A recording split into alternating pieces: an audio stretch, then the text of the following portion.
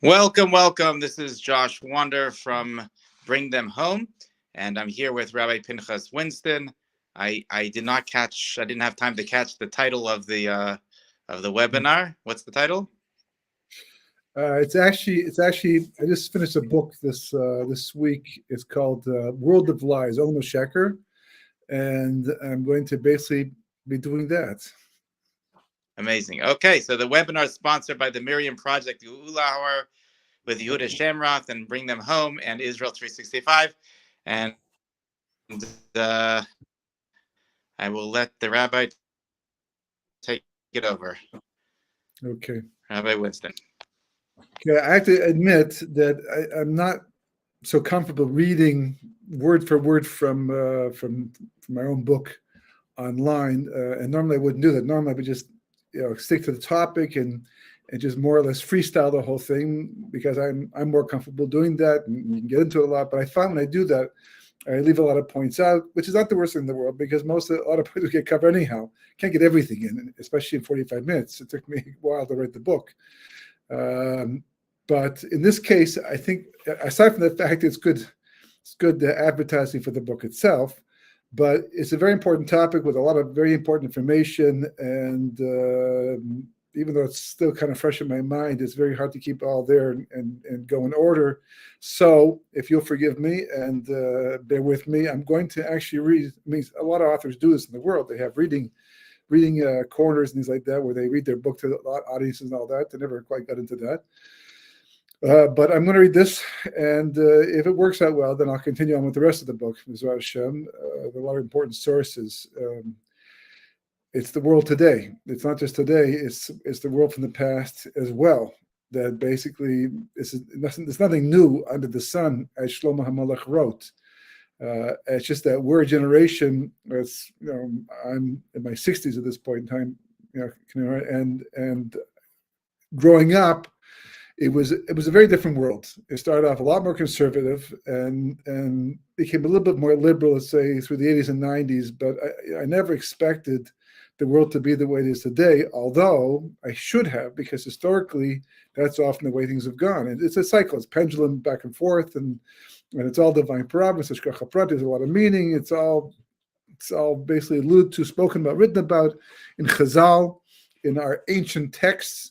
Nevertheless, it needs to be understood because the most important thing is that even though the rest of the world looks at it like, you live in this world, live and let live, and you do your own thing, and you try to accomplish whatever you can. People have goals, and a lot of the goals are material-oriented goals, and some people have some spiritual goals, and some have both, and you get up in the morning, and just like the sun rises and the sun sets, a little bit different each time, but more or less the same thing for thousands of years. And you make the best of it. You try to get married, try to have family, try to raise the family, try to make a partner, all these things that the world basically normally does. And amazingly, that for a world filled with so many people over so many thousands of years, so few people understand what life is really about and what they're supposed to be accomplishing. And it's missed opportunity after missed opportunity. And it's important to understand what the opportunity actually is, and especially in today's, this period of time right now, because of what's going on in the world. Some people don't even think there's that much going on in the world. It's like, what? Mashiach, World of Lies? Yeah, false news and a lot of false advertising, people lie, but nothing that different than 30, 40, 50 years ago. When it just, don't make a big deal about it. Just go forward. Just live your life as if nothing else is that wrong. A mistake historically that you can see because we have had some very disastrous periods in history. World War II was the last one. World War I before that, and wars all going back to the beginning when Cain first killed his brother Hevel, right? The first attack like that, and it's been going on ever since. Amazingly enough, and that's man. That's the world, that's history, but that's not the truth. We've said it, I don't know how many times already. So many people have said it's written about in all kinds of different types of books, but it's about tikkun. I mean, that's the bottom line. It's about tikkun of the person, tikkun of the world. we're here to be partners with God in the fulfillment of the purpose of creation, and there's nothing else going on besides it. Everything else basically is just it's like a play, being acted out. Even when an author writes a play, we're not even in the introduction yet, but when an author writes a book or a play, usually he has in mind one particular point, maybe a couple, but usually one particular point, one particular message he or she wants to get across. And everything else, it could be 15 chapters later, it could be 1,000 pages later, but everything else that takes place in the course of that book or that novel, that play, whatever it might be, is all just as a setup to get to that point, because to make it more dramatic, to make it more impactful. So it's got to have all that in order to make it enjoyable, that the reader will stay until the end to see what that point is. But there's a point. There's one particular idea, one particular thing that's a theme that's running through the entire work, and that's world history too. Since the very beginning, God made creation, that man should be a partner in its fulfillment of the purpose of creation, which very simply put is to make free will choices that are in consonance with God's will, and in doing so, and then there's Yetzer Hara to make it more challenging. Otherwise, what's the big deal, right? And when you make those choices, and then you add layers to your own personal completion, you fix the world around you, and ultimately the world will be fixed up, regardless of whether we do it all ourselves or God has to kick in and make up the difference. But it will get rectified, and when it's all said and done, and history has come to a conclusion, so then basically we're all going to line up, and God's going to say, well, for having done this, you get this. For having done this, you did that. And then it goes the world to come, where you enjoy the pleasure of your successes, your moral successes. Not Gehenna is for enjoying your moral failures, right? Olam haba, the what to come, Shemayim, whatever you call it. That's for enjoying your spiritual, your moral spiritual successes. And we get lost. I mean, first of all, life is so distracting, incredibly distracting. That's all part of it.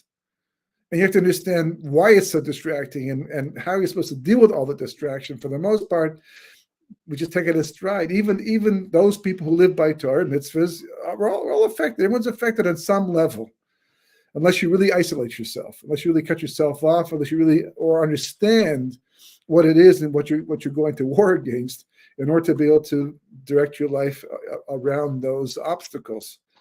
But the average person lives and dies, and just whatever happens in between, not understanding the opportunity they had while they were living, what to do with it. So that's all part of this, right? This is all part of what the discussion is. So as I said, I'm going to read from the text itself. So, if you have any questions, you can either send them in now or right after, but I hope that it'll be clear. Okay. This is from the introduction. It is such a bizarre statement to make. Let him come, but don't let me see his coming.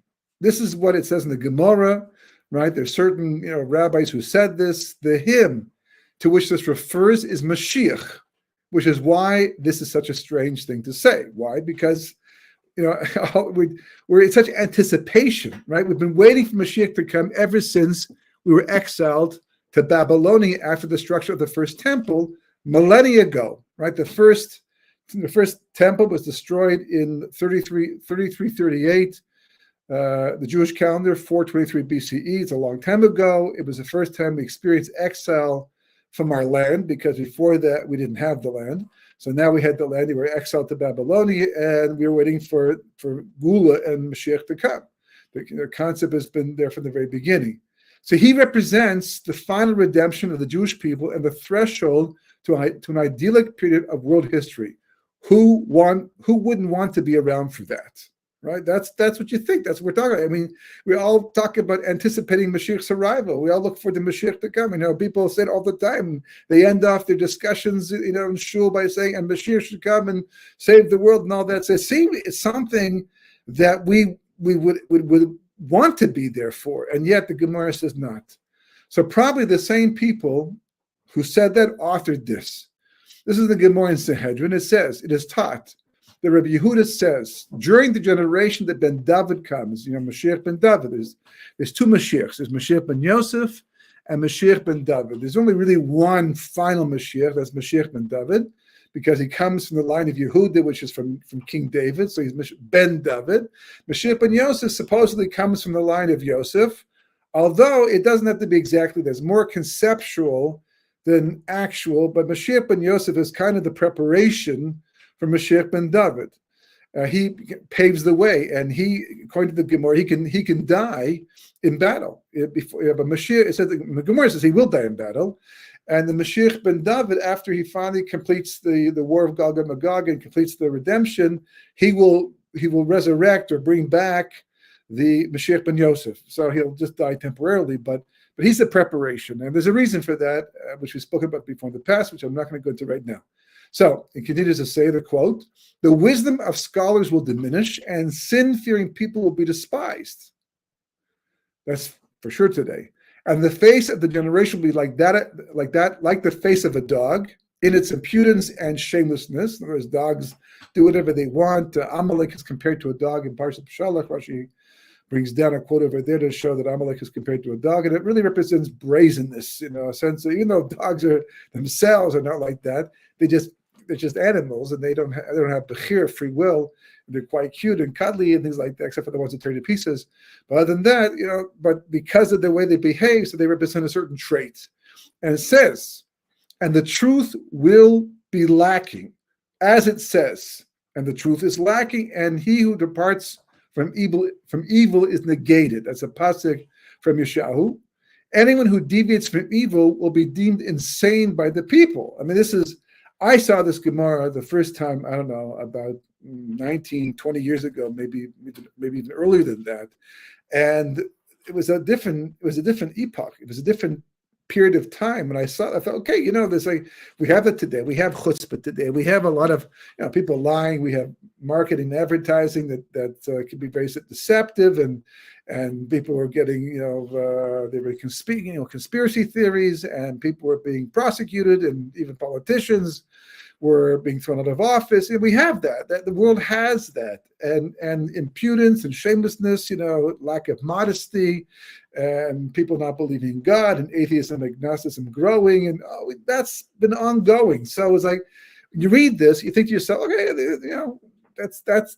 that's what it is. But to such an extent that, like today, no, I did not foresee, to be to such an extent that the people who actually lived by the truth, people who literally try to get others to understand what the truth is, that they should be hated, and that anyone who deviates from evil should be deemed insane by the people. Like, what does that mean? I wouldn't have known that a while ago, but today it's not so hard to see. So therefore, though these rabbis agreed the Mashiach's arrival is inevitable, they didn't want to be here for it. The thought of a world so built on falsehood and shameless immorality was scarier for them than the joy of anticipating Mashiach's arrival and the return to a world of truth. Who could blame them, right? I mean, part of the problem is that also they understood the difference. Today, people were less spiritually sensitive. In other words, things might bother us, but not as much as they should bother us. Once upon a time, these are people who knew God. They understood who God was. Even if prophecy had already ended, which it had long before the period of time that this was written down in the Gemara, nevertheless, they had a sensitivity. I mean, you just see the generation from 200 years ago, and you can see a tremendous difference in spiritual sensitivity from them to us. So how much more so 1,000 years ago? How much more so in the time of the temple, the generations that survived the Beis Hamikdash, and then the Galus, and I mean, prophets were still, even in the first exile in Babylonia, we had prophets still. And they understood, and they had an appreciation for what the world's supposed to look like, even though they lived in Roman times, and they witnessed the same type of corruption, the same type of immorality, and it was painful. And they were saying that even still, despite all that they saw in their time was going to be like at the end of days, they don't want to be around for it. So who can blame us? At least those of us watching the words of the Gemara come true before our very eyes and are horrified by it. Day after day, week after week, year after year, the world sinks deeper into an abyss of falsehood. And people act as if it is the most natural thing in the world to happen. Absolutely remarkable, but shows you the extent of the lack of spiritual sensitivity. It has been said that with social media, you just have to do something false a few times and it becomes the truth. Because when a fact tastes good and is repeated enough, we tend to believe it, no matter how false it may be. That's actually a quote that comes from an article called "The Illusory Truth Effect." It's all documented in the book itself. If anyone wants to know exactly where that's found, but this article is not a religious article. It was not written for the sake of religion. It wasn't written for the sake of Torah. It wasn't even written by anybody Jewish, for that matter. It was written by social scientists who are trying to understand the effect of social media on public mentality and how the world can behave the way it is. And this is what they said. I'm going to read it again because it's very important. This is what they're saying. They're saying, with social media, they're writing this, not me. With social media, you just have to do something false a few times and it becomes the truth. I mean, that's an absolutely remarkable idea. Because when a fact, and that's what they say, tastes good, they put fact in quotation marks, meaning it's not a fact. Someone just states it as a fact. Tastes good and is repeated enough, we tend to believe it no matter how false it may be. Meaning, right, it's the way man works. And it has been the reason for so much baseless hatred and unfathomable destruction since man first talked to the snake in Gan Eden. Why? Because that's exactly what happened. Right from the beginning, what's going on today, what they're talking about here, they don't add the Gan Eden part, the quote ended before. But what's going on here is exactly what happened in the Garden of Eden to undo everything in the first place. The snake came to Chava. I mean, Adam already did some things to cause the world to change, but there was still hope. There was still hope for mankind to fix up what had gone wrong at that stage. The snake comes in and it talks to Chava. It says something that's not true. It's Lashon Hara on God. But it's what she wants to hear. Why? Because he creates a scenario. He says to her, first of all, that I heard you cannot even touch the tree. And of course, that's not true. So she said, no, we can touch the tree. He said to her, you can't even the tree of the garden, the tree of knowledge of good and evil. She said, we can't even touch it. He says, for sure, you won't die if you touch it, right? And he pushed her to the tree to prove it to her because he knew the truth. And when she didn't die, she had confusion. Now, why? Adam told me, don't touch the tree. If you touch the tree, you're going to die. Now, Hashem, God only said, don't eat and you will die. But he added that as a fence, the rabbis point out, to protect her from eating it. So he said, don't touch it. But he explained to her that the touching was only rabbinic in nature, that he was making it up. So she thought that something was wrong. She was confused. The first time in her life she had to experience such confusion. It was painful for her. So the snake came along and said, I can explain to you. And he does. And because it tastes good, so to speak, because it satisfies her curiosity, it explains a difficult reality to her and starts to shift her way of thinking. At the same time, that's what led to the chet. And this is the exact same thing. They didn't need social media back in the Garden of Eden because it was just three of them. Really, by that time, Cain and Hevel were also born. But they spoke face to face. But again, the snake said something, and he has been doing this all through history, through one person's mouth, through the media, whatever the case may be, telling people that things they want to hear, even though at the beginning people wonder, is this really the truth? It takes a very strong person to look at falsehood and say, even though I like what this is saying, even though this satisfies my way of living, I can't go by it because of the fact that it's not true. And I want to live by truth. So historically, truth always outlasts falsehood. Just look over history. Over all the evil that ever existed, it rises and then it falls. And the time will come when falsehood will no longer exist at all ever again. Truth is reality and falsehood is a distortion of it. and lacks the wherewithal to stand the test of time. The burning question is, though, how much damage will it do until they are exposed, all the falsehoods, and how much of that damage will be irreparable?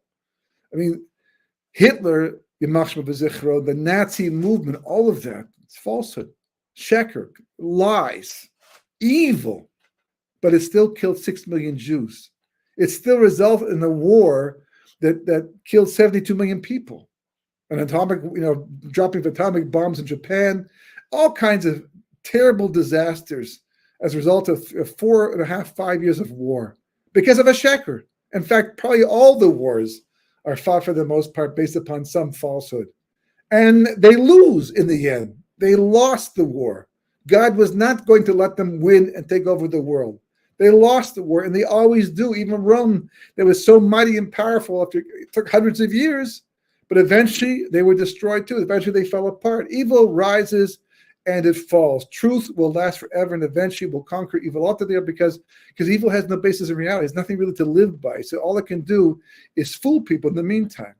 The only question is, how much damage will it do until it's finally exposed? What will it take down with it until it's finally revealed to be what it actually is? That's the question. And how much can be fixed up and how much can't be fixed up in the end?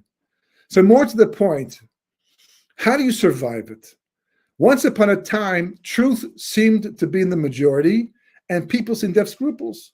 Liars have existed since the beginning of man, and there will always be cheaters looking to take advantage of the naive until Mashiach comes and God dispenses with the Yetzer Hara.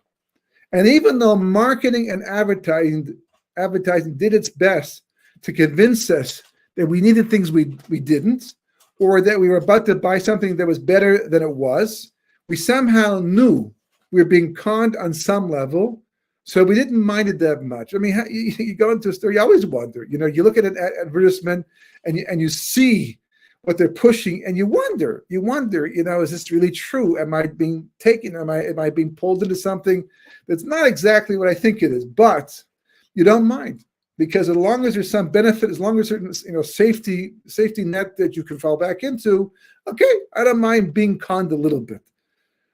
Right. So, and most of it was just people making an extra buck. It wasn't vicious attacks on ideologies, not like what is going on today. That's really a major difference.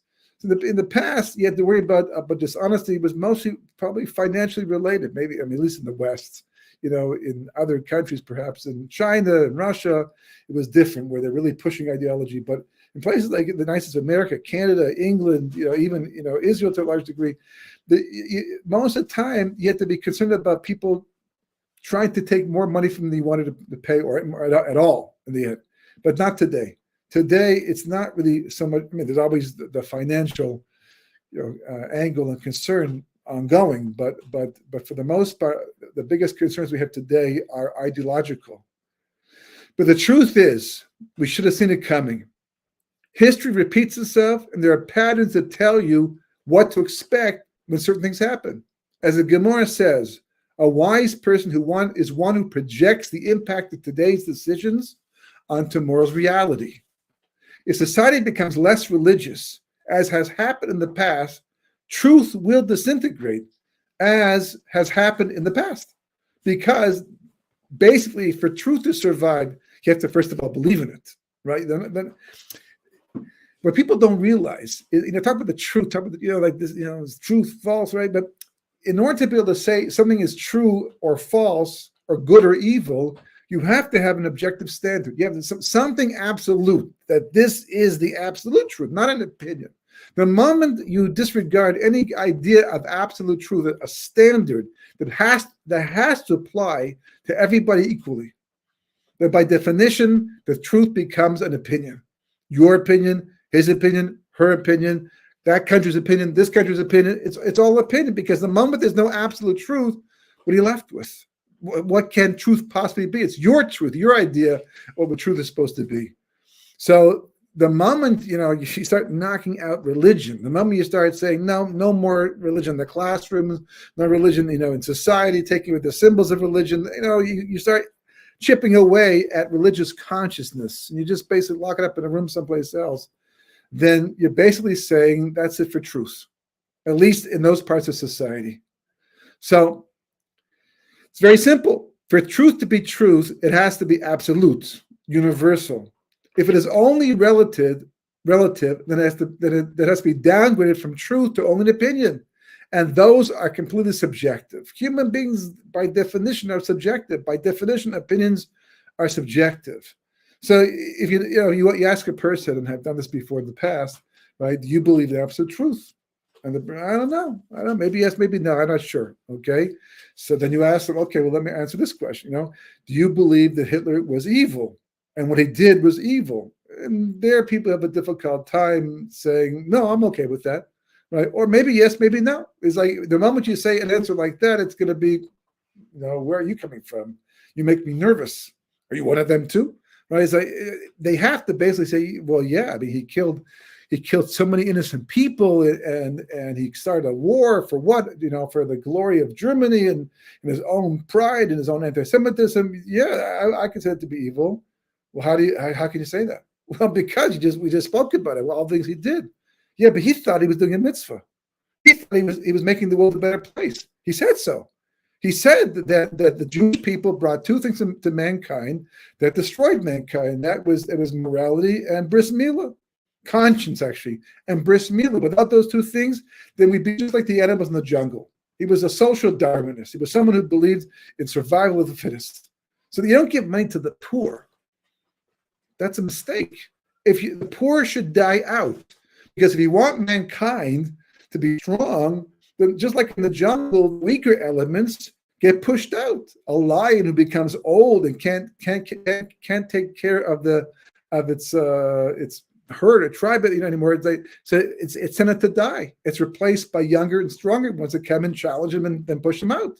And that's the way the world works. They die off, and so the species becomes stronger because the weaker elements die out. So why should mankind be the same? Why should they be different? That's his complaint was. And he said the only reason why it's different is because the Jewish people came along and said, no, you have to give tzedakah to the poor. You have to help people have a lesser situation to try and build them up and put them on their feet, etc., etc. And if you don't, you should feel guilty about that. They didn't like that.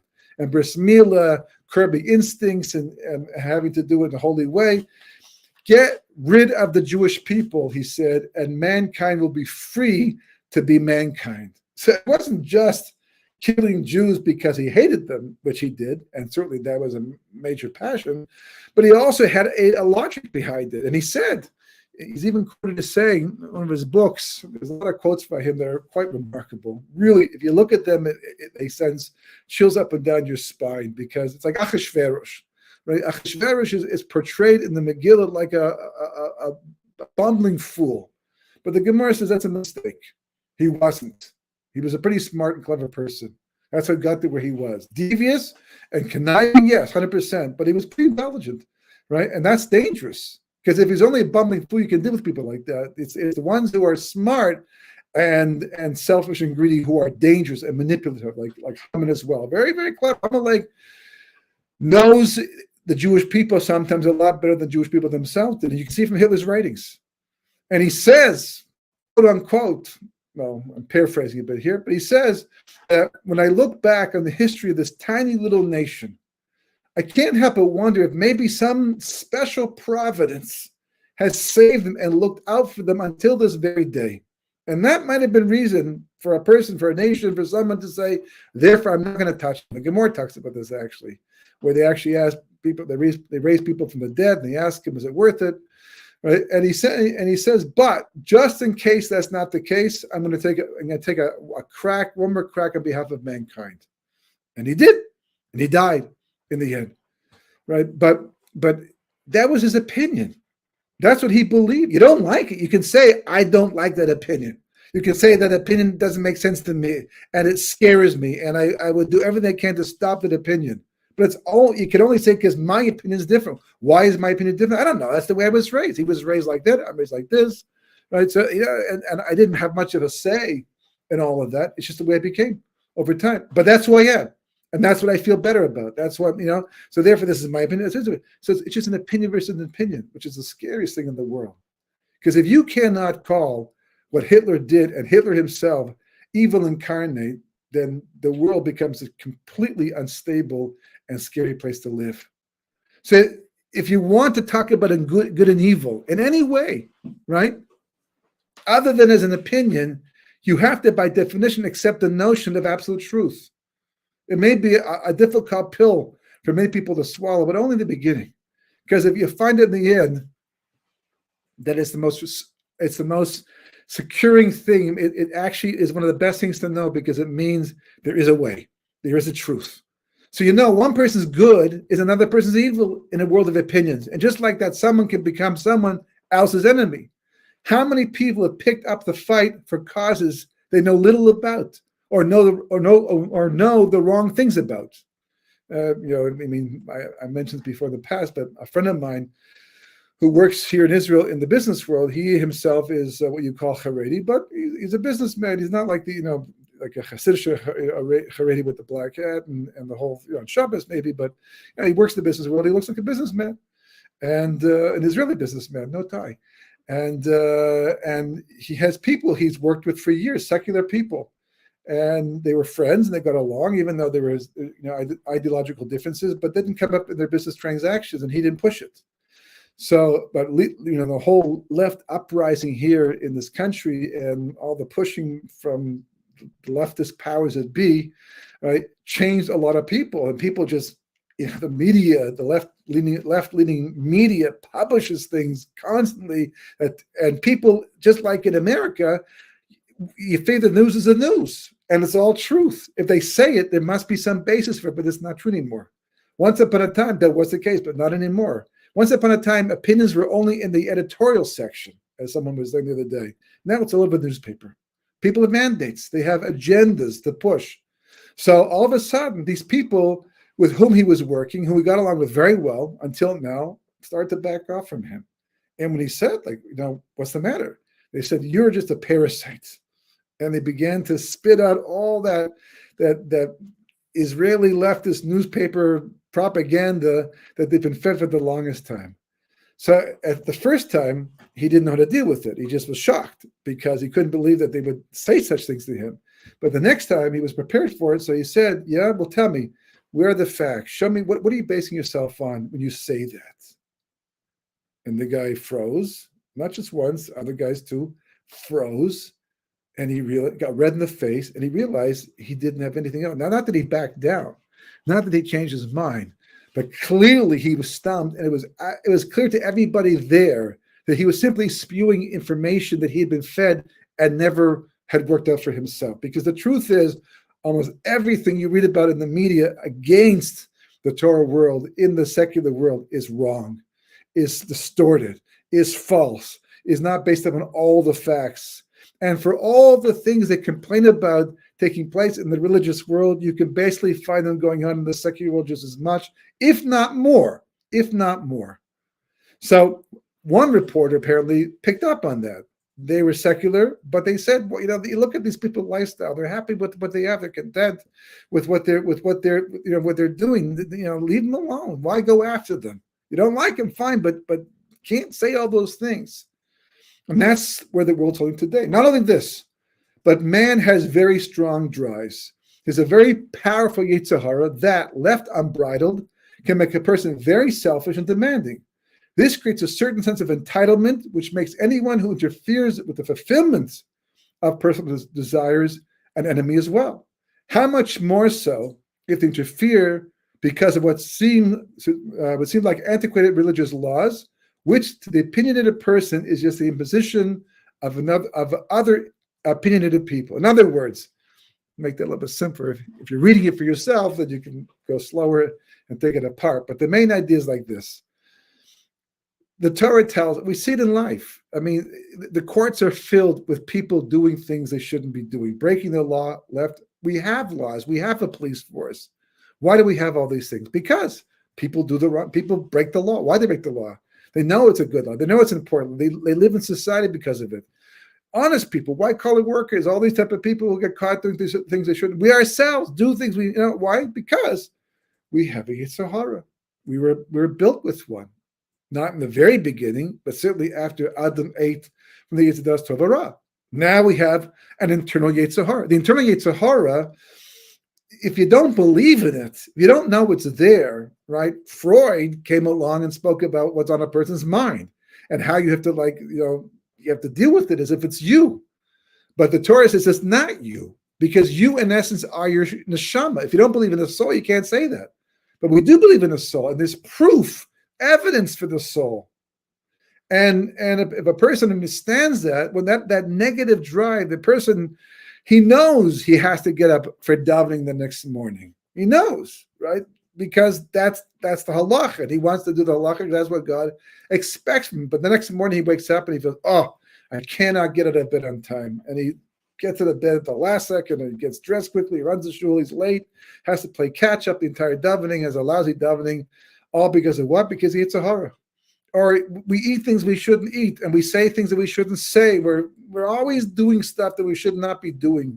As the Gemara itself says, as Shlomo Melech wrote, right? He wrote, and in fact, one of the great rabbis, said to Rabbi Akiva, he says, is there anything, he was suffering just before he died, and Rabbi Akiva said, suffering is good, so this is good for you. And he said to Rabbi Akiva, is there anything that I didn't do right?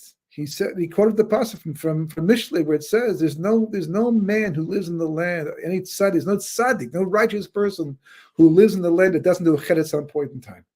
It's because we have a Yetzer Hara, and the difference might be is what a tzaddik calls a chet, calls a sin, calls a mistake, might be it should only be that my mistakes are like his because they're so sophisticated. But God has a higher standard for people like that. So, as it says, God judges righteous people to a hair's breadth, whereas the rest of us, we can't afford to be judged to a hair's breadth because we'd be covered in hair completely and wiped off the face of the earth. But we have Yetzer Hara, and people have Yetzer Hara, and if you don't believe in Torah, you don't believe in God, you don't believe in absolute truth, and you don't believe in the concept of a Yetzer Hara, then you think it's you who wants this thing, who wants to live this life, who wants to do that thing and have their cake and eat it too.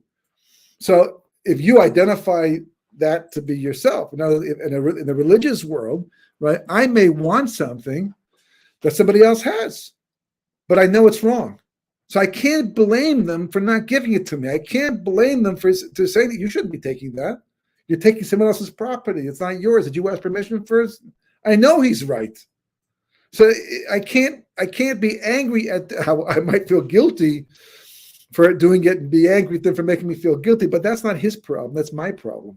Now in the end, that's what it says by Amnon and Tamar, right? Amnon was a son of King David, and Tamar was a daughter through a different wife, and Amnon wanted Tamar so badly that he took her basically against her will, and it's like his love. He was lovesick for her. It says he was really infatuated, but he was lovesick. It's a mission in Pirkei Avos. He was lovesick, but the amazing thing is how the pasuk says after he had his way with her, his hatred for her was greater than the love that he had for her. So clearly he didn't love her at all. She says, now that you've done this, marry me at least. I'm prepared to be married to you because I can't get married not to anybody else. And he's disgusted by her. Why? He's not disgusted by her. She was a tzedekis. He's disgusted by himself. And she reminded him, every time he saw her, she reminded him of the dastardly deed that he himself had done. So he hated her because of it. It wasn't her problem. It was his problem. The same thing is true, that if I know what I'm doing is wrong and somebody else makes me feel bad about it by telling me what the right thing is, I'm supposed to say, thank you very much. I appreciate that. You've helped me to survive a test and move to a higher level. If I get angry at that, now they have to be careful and diplomatic about how they do it, for sure. But if I get angry because they're making me feel bad in the way I should feel bad, then it's not their problem, it's my problem in the end. But that's not the way secular people see it. That's not the way people who are anti-Haredi, anti-religious, anti-morality, anti-absolute truth see it. They identify with their Yetzer Hara. It tells them who they are. It tells them what they want. And now anybody else who stands in their way becomes an enemy.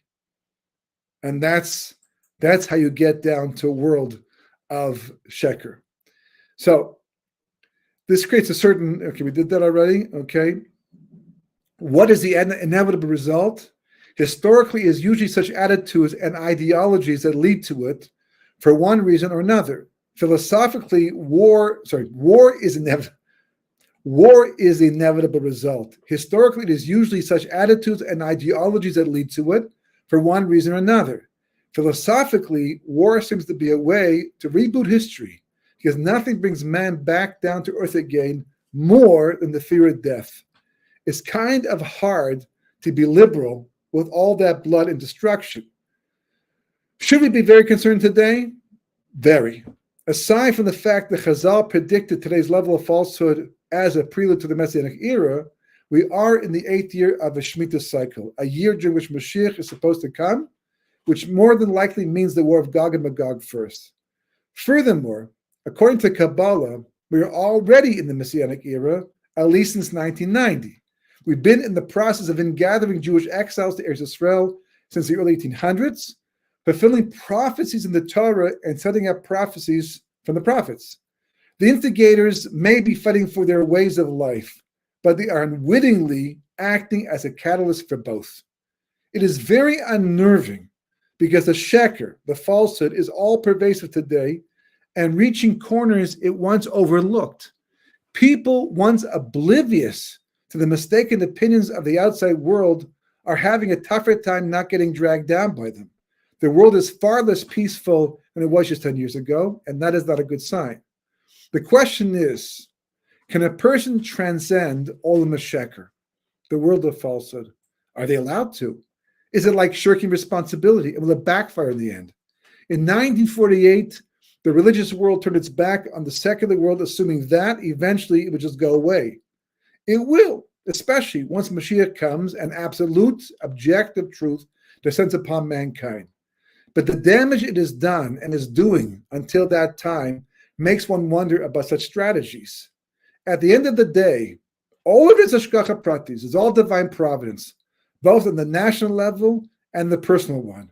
It is also quite Kabbalistic, but we'll get to that later. As the Gemara also says, no one can lift a finger against someone else if not first decreed in heaven. And of course, we believe we're supposed to believe in Ein Od Milvado, that there's none other than God. None. That means no matter how prominent or powerful someone seems to be, it's all God just working through them. As the great Rabbi Mendoza once told a witch who tried to curse him, if you succeed, go and do it. I am not concerned about it, as it is written, there is none else other than God.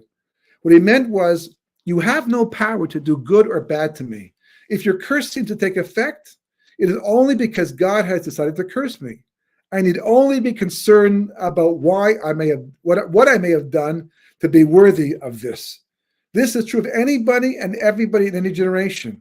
This is good to know when trying to navigate deceitful seas. It's the people who forget this that Amalek drags from the protective custody of the clouds of glory and subjects them to the ills of a world of lies. It's our job and really our need to deny him the opportunity to do so by staying inside the cloud, by finding a way into it if we're still on the outside.